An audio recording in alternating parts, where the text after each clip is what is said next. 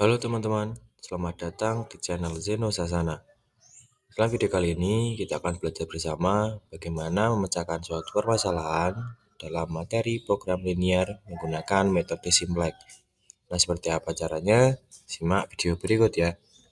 Ya, kami dari kelompok 10 akan mempresentasikan tentang metode Simplex. Dengan saya, Jody Indra Prastia, dan dua teman saya yaitu Leo Gali Abimanyu dan Anastasia Septiani. Nah, di sini kelompok kami membuat suatu soal atau suatu permasalahan berbentuk soal cerita, yaitu sebuah pabrik konveksi Wonder Tyler berencana memproduksi dua buah jenis produk, yaitu baju dan jaket, di mana memiliki tiga jenis bahan, yaitu denim, kulit, dan katun. Untuk membuat satu jenis baju berbahan denim dan katun diperlukan maksimal masing-masing 6 meter kain. Sedangkan untuk membuat satu buah jaket denim, kulit, dan katun masing-masing membutuhkan maksimal 8 meter, 2 meter, dan 4 meter. Dari berbagai bahan tersebut, pabrik memiliki persediaan untuk setiap bahan denim, kulit, dan katun, yaitu 48 meter, 20 meter, dan 24 meter. Pabrik Pabrik tersebut memiliki jadwal kerja yang cukup intens, di mana diperlukan waktu selama 4 hari untuk membuat satu buah baju atau satu buah jaket dengan maksimal waktu produksi keduanya, yaitu 4 hari. Dari hasil produksi tersebut, pabrik mampu mendapatkan keuntungan sebesar Rp300.000 untuk setiap baju dan Rp400.000 untuk setiap jaket. Berapakah keuntungan maksimal yang diperoleh pabrik dengan memanfaatkan persediaan bahan yang ada? Nah, untuk menyelesaikan soal cerita ini, kita dapat menggunakan metode Simplex. Tetapi sebelum masuk ke dalam penggunaan metode Simplex, kita harus membuat soal ini ke dalam suatu permodelan matematika, yaitu dengan langkah-langkah sebagai berikut. Nah, dari soal tersebut kita dapat memodelkan dengan menggunakan tabel. Dari informasi yang diketahui di sini, dari Wonder Tyler memproduksi baju dan jaket. Nah, untuk membuat satu buah baju denim diperlukan 6 meter, sedangkan untuk membuat satu buah jaket denim diperlukan 8 meter kain. Di perusahaan tersebut memiliki stok denim yaitu 48 meter. Selanjutnya untuk membuat satu baju kulit dan membuat satu buah jaket kulit, tadi di soal tidak disebutkan bahwa Wonder Tailor tidak membuat baju dari berbahan kulit. Maka dari itu di sini kita tulis 0. Nah, untuk membuat satu jaket kulit diperlukan dua bahan meter bahan kulit. Nah, persediaan yang dimiliki untuk kulit yaitu 20 meter. Selanjutnya, untuk membuat baju berbahan katun diperlukan 6 meter bahan katun dan untuk membuat jaket berbahan katun diperlukan 4 meter bahan katun. Dan stok yang dimiliki yaitu 24 meter bahan katun. Nah, tadi di soal juga disebutkan untuk pembuatan produk ini cukup intens, di mana waktu masa kerjanya yaitu untuk membuat baju selama 4 jam dan jaket selama 4 jam juga. Di mana jika ditotal untuk membuat satu buah baju dan jaket diperlukan waktu selama 8 jam. Nah, selanjutnya yaitu tadi disebutkan laba, bahwa untuk membuat satu buah baju, maka Wonder Tyler atau pabrik Wonder Tyler mendapatkan untung sebesar Rp300.000. Sedangkan pembuatan jaket atau hasil produksi pembuatan jaket memperoleh laba Rp400.000. Selanjutnya setelah dibuat tabel seperti ini, kita misalkan bahwa banyaknya baju sama dengan X dan banyaknya jaket kita misalkan sebagai Y. Nah, setelah memperoleh model dan permisalan ini, kita dapat peroleh yaitu kendala awal. Dari melihat tabel tersebut, kita peroleh kendala awalnya yaitu 6x plus 8y kurang dari sama dengan 48, 2y kurang dari sama dengan 20, 6x plus 4y kurang dari sama dengan 24, 4x plus 4y kurang dari sama dengan 8, dan x, y lebih dari sama dengan 0. Tetapi untuk menyelesaikan soal tersebut dengan metode simplex, kita harus membuat kendala awal ini menjadi ke dalam bentuk standar simplex. Nah, maka dari itu 6x plus 8y kurang dari 8 kurang dari sama dengan 48 ini kita ubah menjadi bentuk standar simpleknya menjadi 6x plus 8y plus S1 sama dengan 48. Selanjutnya 2y kurang dari sama dengan 20 kita ubah menjadi bentuk standar simplek menjadi 2y plus S2 sama dengan 20. Selanjutnya ini kita ubah menjadi ke dalam bentuk standar simplek semua menjadi 6x plus 4y plus S3 sama dengan 24, 4x plus 4y plus S4 sama dengan 8, dan 4, dan x, y, S1, S2, S3, S4 lebih besar lebih besar sama dengan 0. Nah, selanjutnya tadi kan di soal disebutkan bahwa yang akan dicari yaitu keuntungan maksimal dari perusahaan Wonder Tyler. Nah, dapat kita rumuskan menjadi Z-max-nya atau keuntungan maksimalnya sama dengan 300.000 X ditambah 400.000 Y. Nah, selanjutnya setelah diperoleh kendala awal dan bentuk standar simplek serta Z-max-nya, rumus Z-max-nya, langkah selanjutnya yaitu melakukan perhitungan yang akan dilanjutkan oleh teman saya yaitu Anastasia Septiani. Oke, baik. Jadi di sini saya akan menjelaskan langkah penyelesaiannya menggunakan metode simplex. Nah, untuk sebelumnya tadi sudah dijelaskan untuk fungsi kendala dan juga Z-max yang diketahui dan juga yang akan dicari. Nah, selanjutnya di sini kita akan mengerjakan menggunakan tabel seperti ini. Nah, untuk yang pertama kita buat terlebih dahulu tabelnya. Selanjutnya kita akan masukkan fungsi kendala dan juga Z-max ke dalam tabel-tabel di sini. Nah, untuk yang ini dari tabel yang saya buat ini akan dimasukkan fungsi kendala yang sudah dibuat tadi. Nah, berarti di kolom X ini kita masukkan nilai X dari fungsi kendala yang pertama hingga fungsi kendala yang keempat. Kemudian di nilai Y juga dimasukkan fungsi kendala dari yang pertama sampai fungsi kendala yang keempat.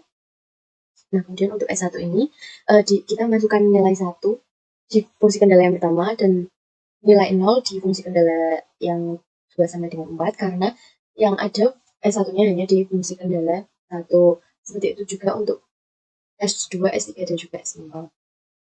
Kemudian untuk CB-nya kita beri 0. Nah, selanjutnya kita akan mencari ZC. Nah, cara mencari ZC-nya yaitu sama dengan nilai dari kolom X dikalikan dengan CB-nya, kemudian ditambahkan dengan di bawahnya, kalikan juga dengan nilai CB-nya.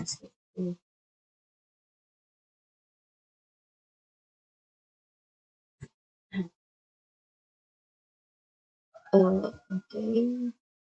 Nah, setelah itu hasilnya kan sudah ketemu 0. Nah, ini hasil dari ini kita bisa tarik ke samping agar caranya itu lebih cepat seperti itu. Kemudian selanjutnya jika sudah ketemu ZC, kita akan mencari ZC min ZC. Nah, untuk kolom ZC yang di atas ini kita isikan dengan Z-max yang akan dicari seperti itu. Kemudian kita tinggal masukkan yaitu ZC dikurangi dengan CC. Nah, kemudian kita tarik ke samping untuk nomor mudah. Setelah mencari ZC min ZC, kita akan mencari kolom pivot. Nah, kolom pivot ini dilihat dari hasil ZC min ZC yang hasilnya itu negatif tertinggi. Nah, untuk yang hasilnya negatif tertinggi adalah di kolom Y. Kita berwarna kuning membedakan. Nah, kemudian untuk langkah selanjutnya yaitu adalah kita akan mencari rasio dari setiap barisnya. Nah, kemudian untuk baris yang pertama yaitu rumus rasionya adalah RHS dibagi dengan kolom pivot. Nah, untuk RHS-nya itu kan 48, kemudian dibagi dengan 8 seperti itu. Nah, ini hasilnya juga dibawa untuk mempercepat. Nah, jika sudah ketemu rasionya, langkah selanjutnya adalah kita harus mencari baris pivot. Nah, baris pivot ini dilihat dari kolom rasio yang nilainya positif terkecil. Nah, di sini adalah kolom S4 yang nilainya positif terkecil. Ini kita beri warna dulu. Nah, di sini kita kan menemukan titik tengah dari baris pivot dan kolom pivot. Nah, ini kita beri warna lain aja. Nah, di sini merupakan anak kuncinya. Nah, setelah ketemu dengan anak kunci ini, kita akan mencari iterasi berikutnya dengan berbekalkan kolom pivot dan baris pivot yang sudah ditemukan. Nah, jadi di iterasi yang pertama ini kita akan menjadikan anak kunci ini bernilai 1 di iterasi pertama. Nah, kemudian untuk yang di PBES4 kita ganti menjadi Y dan di CCY kita ubah ke S4 seperti itu. Untuk nilai CC-nya juga diganti. Kemudian untuk menjadikan anak kunci ini 1, kita jadikan rumusnya yaitu B4. B4 yang lama ini kita bagi dengan 4 agar menghasilkan 1. Sama dengan ini dibagi dengan 4. Untuk kolom-kolom yang di sebelah-sebelahnya sini juga rumusnya sama, tapi untuk baris yang keempat saja. Ditarik garis sampai di RHS. Itu. Nah, kemudian untuk baris kedua, ketiga, dan juga keempat, tapi di kolom kuncinya kita mengenolkan. Jadi kita buat rumus yang hasilnya itu di baris pertama, kedua, dan ketiga itu nanti hasilnya. Nah, untuk baris ketiga terlebih dahulu, untuk di kolom pivotnya yang menghasilkan 0 kan rumusnya B3 sebelumnya dikurangi dengan KLMP itu maksudnya adalah kolom pivot dari ini. Jadi ini kita kemudian dikalikan dengan B4 yang baru. Nah, ini juga rumusnya sama, jadi kita lihat saja misalnya. Ini sudah. Nah, selanjutnya untuk baris yang kedua akan menghasilkan 0 yaitu sama dengan baris yang kedua dikurangi dengan kolom pivotnya dikali dengan B4 yang baru. Kita tarik juga karena nilainya sama. Oke, sudah ketemu. Setelah itu kita cari di baris yang pertama. Nah, untuk baris yang pertama ini rumusnya juga sama dengan B1 dikurangi kolom pivotnya dikalikan dengan B4 yang baru.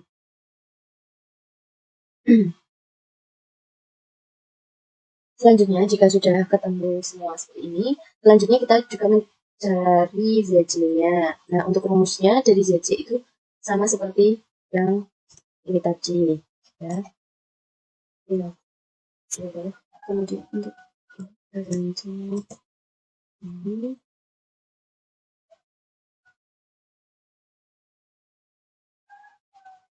kemudian untuk ini kita ganti ya.